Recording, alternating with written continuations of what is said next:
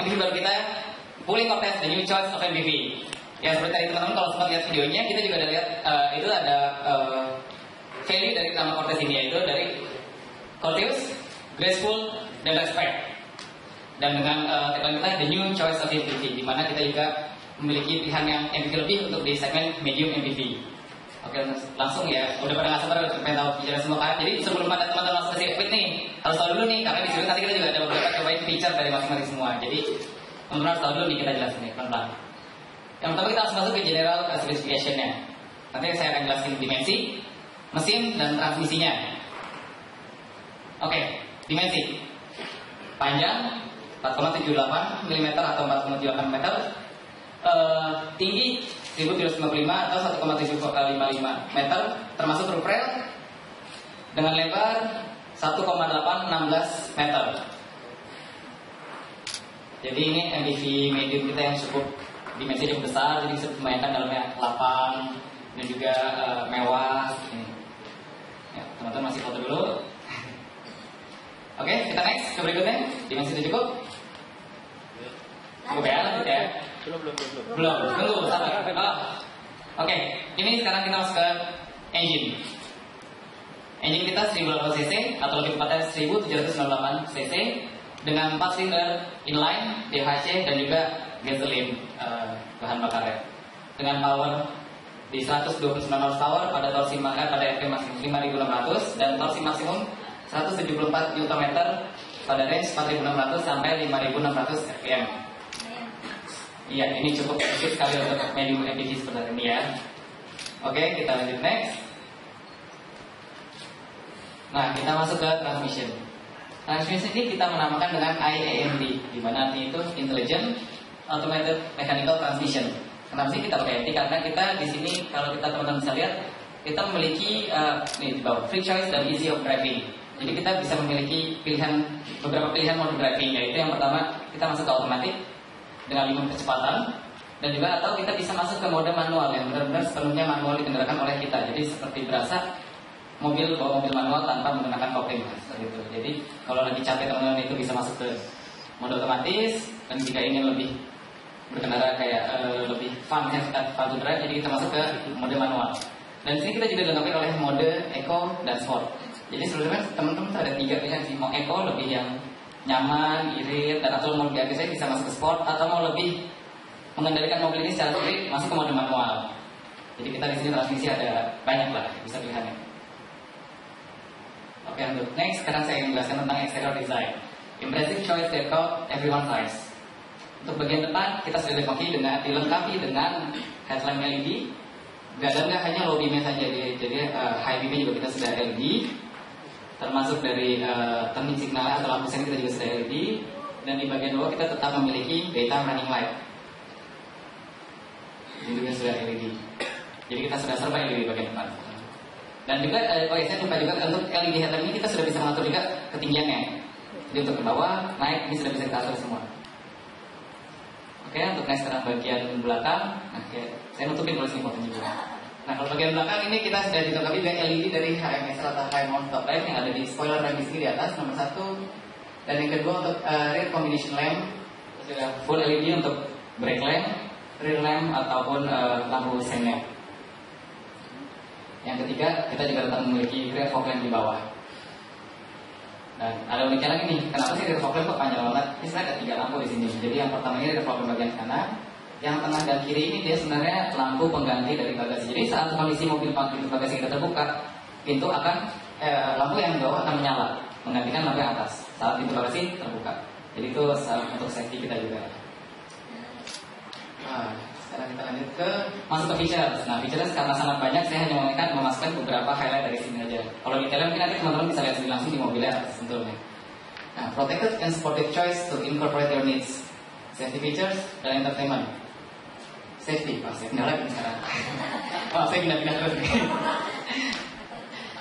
Parking brake, kita sudah memiliki elektrik. Jadi sangat memudahkan teman-teman untuk menggunakan rem tangan ya. Lebih elegan, menggunakan hanya satu jari, nggak perlu pakai tangan. Ototnya nggak perlu kuat-kuat, bisa. Nah, satu saja. Yang kedua, AVB kita juga dilengkapi oleh AVH atau Automatic Vehicle Holding, di mana ini memberi kita kemudahan untuk mempertahankan posisi mobil agar pada saat tanjakan itu tidak turun atau saat pakai bawa mobil manual pas pindah gigi nggak turun lagi. Nah ini untuk mempertahankan tersebut. Jadi kita nggak akan langsung dari belakang nih. Di sini juga ada tombol kita untuk mengatur front parking sensor yang dapat kita aktifkan dan nonaktifkan. Untuk FH ini pun kita bisa kok dinonaktifkan. Jadi kalau kita pengen bener mobil nggak mau pakai diatur sama FH ini, kita bisa matikan. Nah ini untuk lebih lagi untuk safety features kita. ABS, CVT-BA sudah ada. Ada juga hill hold control, melainkan AVH tadi ada, hill hold control juga sudah ada, yang lebih menahan lebih sebentar. TCS, traction control system pada roda penggerak. ESC, electronic stability control yang menjaga kestabilan mobil lebih. Dan ini kita bisa aktifkan ataupun nonaktifkan. Jadi teman-teman mau safety-nya gila. Yang diatur stabilitasnya oleh mobil ini kita bisa lebih aman, nyaman.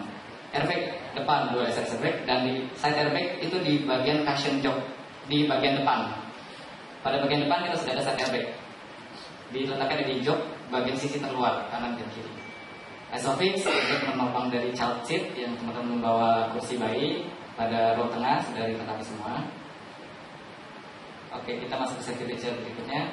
Rear kamera kita sudah dilengkapi juga dengan guidance, garis guidance ini. Jadi saat kita setir belok ke kiri atau kanan saat mundur, dia garisnya juga sudah mengikuti arahan dari setir kita. Kita belok setir sedikit, dia akan beloknya juga sedikit. Jadi sebenarnya tanpa setir kita bisa kira-kira lah dari lihat kamera sini kan. Bagian depan kita ada 2 front parking sensor, yang di belakang ada 4. Jadi cukup aman dan nyaman lah untuk berkendara saat parkir paralel maupun mundur. Entertainment 8 inch Advanced 8 inch Entertainment System dilengkapi oleh mirroring, USB, SD card, Bluetooth, dan ada navigation-nya juga. Di sini sudah index navigation dan out juga. Dan kita juga dimudahkan agar kita lebih tetap fokus saat berkendara untuk mudah diganti mode entertainment, volume atau yang lainnya. Jadi kita bisa hanya tangannya dikit saja. Ada audio control stick switch pada bagian kiri setir ya. Oke, masuk next. Sekarang kita masuk ke convenience, elegant choice of convenience. Kita masuk ke interior dan ada juga beberapa bentuk MID-nya. Interior kita sudah memiliki electric sunroof. Sunroof yang sudah electric untuk dimensi kita. Yang kedua kita center console desain sudah dengan auto AC, dan kalau teman-teman lihat juga kita ada heater di sini, auto AC. Dan untuk AC yang bagian belakang kita sudah ada baterai sendiri di tengah center box bagian row 2 dan sudah digital juga. Teman-teman di sini belakang bisa mengatur dari level dan aktifkan dan aktifkan juga bisa dari sini. Ini masih banyak teman-teman yang fotoin sunroofnya kayak gini. Nanti teman-teman bisa kasih sirkuit, bisa dibuka semua coba. Kalau hujan ya, kalau hujan jangan. Banjir dalamnya. Oke, kita masuk next. Interior kita sudah bagian-bagian depan sudah elektrik. Kita bisa mengadjust bagian kanan dan kiri. Namun pada bagian driver sendiri kita sudah bisa dengan mengatur ketinggian. Tapi dua-duanya sudah elektrik bagian depan. Dan interior kita juga memiliki USB di row 1, row 2, dan row 3. Jadi seperti biasa sekarang kita gadget mah nggak satu kurang biasanya ya. Gadget pasti kayaknya punya 3. Kalau transitnya 3 bisa tes langsung semuanya. Untuk bagian dalam, nah ini nih mobil kelihatan dimensi besar, masa dalamnya kecil. Nah ini dalamnya juga kita bisa lihat nih, kita bisa memuat tanpa di kursi baris 3 dilipat, kita bisa memuat 3 koper besar. Dan itu sekitar 274 liter volumenya kita bisa isi. Dan kalau row 3 dilipat bisa 630 liter untuk muatan kabinnya. Ya, jadi untuk kenyamanan pulang kampung apa kita bisa muat banyak ya.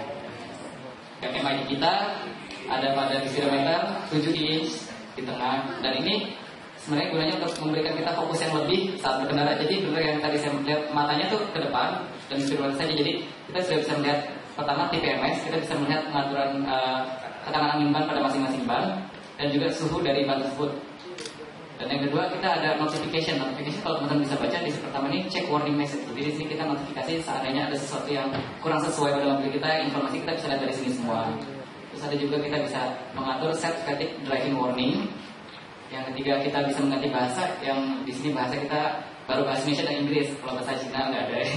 Jadi kita bisa mengganti bahasa ya. Dan yang keempat ini rear seat belt unbuckle warning. Jadi kalau biasanya untuk warning seat belt kan hanya bagian depan atau mungkin beberapa belakang. Kalau ini kita ke semua kursi ada warningnya. safety first. Jadi ketahuan ini nanti bisa lihat teman-teman pas di sana cobain, bisa lihat nih, oh ini teman-teman yang bagian row 3 nomor yang paling kiri belum pakai seatbelt, dan kelihatan di depan doang. Kita nggak perlu nengok, panggil namanya aja, pakai seatbelt. Kayak sendiri ya.